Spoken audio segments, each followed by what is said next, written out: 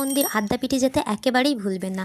ওখান থেকে আপনারা টোটো নিয়ে 10 টাকায় চলে আসতে পারবেন আদ্যাপীঠ, অথবা হাঁটা পথ।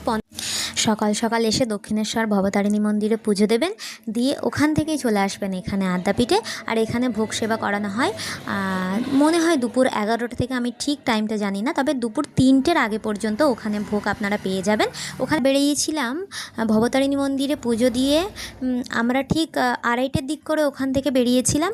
এবং যিনি আমাদের নিয়ে গেছিলেন ওখানে টোটোওয়ালা, উনি খুব গ্যারান্টির সাথে বলেছিলেন আমাদের যে 3টের আগে যদি ওখানে পৌঁছে যাও অবশ্যই ভোগ পাবে, না পেলে আমাকে টোটো ভাড়া দিতে হবে না। তো আমরা সেরকমভাবেই চলে গিয়েছিলাম। দেখতেই পাচ্ছি আমরা এখানে সবাই মিলে সপরিবারে ভোগ সেবা করেছি।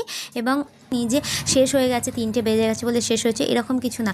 মায়ের প্রসাদ আপনারা 3টের আগে গেলেই ওখানে ভোগ সেবা করতে পারবেন। তারপরে আমরা এখানে বাবার মন্দিরে উঠেছিলাম, চারিদিকটা চারপাশটা দর্শন করলাম। সত্যি বলছি ওখানে দর্শন মানে করে শেষ করা যাবে না।